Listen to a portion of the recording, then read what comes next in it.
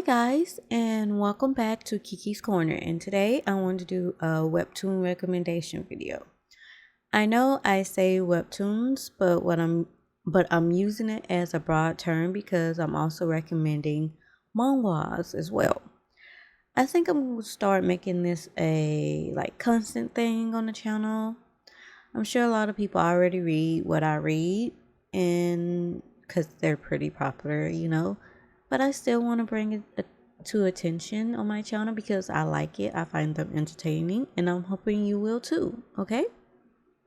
Today I have two recommendations for you. I had three, but I didn't read the third one all the way to the end, to the recent chapters, and I like to do that before I recommend anything. So today we're just going to talk about two of them, and the two we're going to talk about, you see, one is, well, both of them have martial arts in it. So both are martial arts mangas.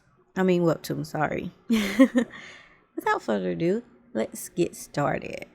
Okay, the first recommendation is called Starting as the Black Dragon Boss.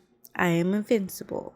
Let me give you a quick summary of this one. This is what I read when I first stumbled across this one, and I was like, this is not much to go on. But anyways, okay, let's get to reading it. A useless professional binds with the strongest part-time system, transforming into a black dragon boss that crushes everything.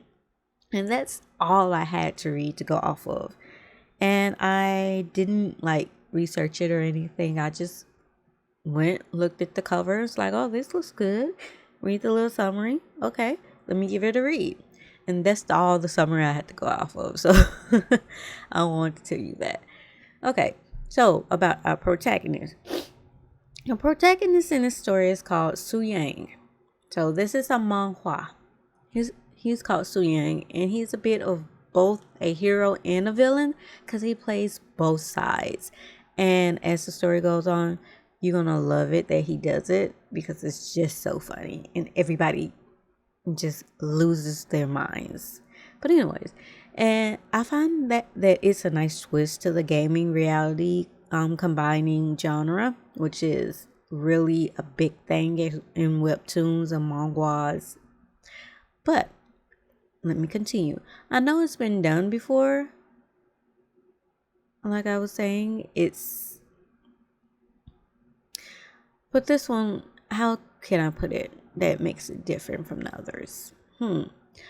Well, most of them are pretty serious, like, oh, these people died and I gotta find a way to survive. I'm F class, I'm this. While he does start off as a low-ranking warrior, and a couple of people bully him. I'm gonna put a few pictures for you to see. It's not to the point where it's a constant thing in the story. It just becomes a constant thing when they realize that his profession is warrior, but he ends up doing a whole bunch of other stuff. So I would say it's not too serious, nor is it too laid back. It's just right there in the middle. It has the perfect amount to keep me invested in the story while also making me laugh. And I know my humor is not the same as other people's humor, but I like the fact that I'm just finna put the little pictures up here so you can see what I mean. The fact that this MC likes to throw people and punch people so far they go flying.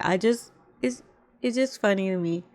But anyways, on these two recommendations, I'm not gonna give a number value like I normally do, because when I was reading it, I was reading for entertainment, and I thought, oh, I should give this as a recommendation. So I wasn't reading to give it as a recommendation.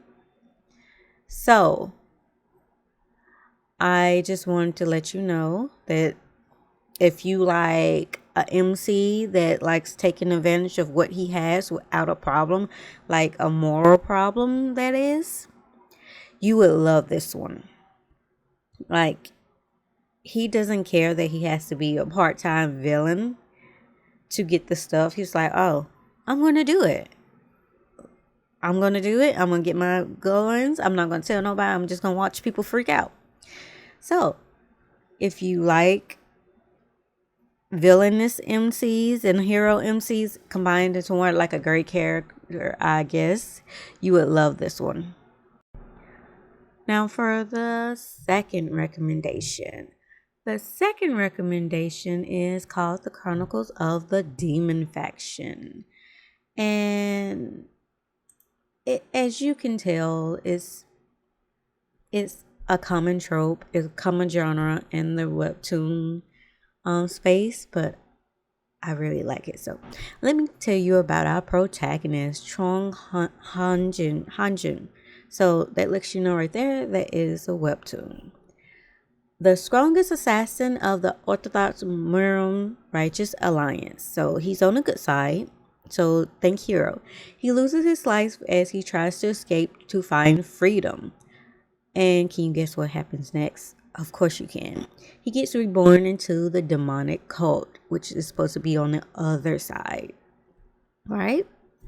So now, like I said, I know that this has been done a lot, but I really like this one, and let me tell you why. It's because the other ones, some of them are pretty funny, where the demonic leader gets reincarnated into the righteous cult, and it leads to funny situations and all that, or a really serious good person reincarnates into the demon cult, and it's just like, I'm going to turn this into a righteous cult. No, this is not that. This is basically a man that got a second chance in life, and he wants his freedom, basically. He doesn't, yes, he has the low old view that, oh, demonic people are bad, but that does not last too long. He changes his view a bit because of the way people treat him and all that. But the thing is, his main focus is not on the righteous people or the demonic people. His main focus is his freedom. And before I realized, I was rooting for this man to get his freedom. And then I did a whole 360 and started rooting for him to have his place there in the demonic cult. Because as you read on in the story, you realize that this man really, really needs it. He's been through so much. He doesn't really know what it's like to have that family, basically. Not an orphan. Well, I guess you can say he was. I'm not going to tell you what happened, but I guess you can say he was. And he made a lot of mistakes in his life following the righteous people.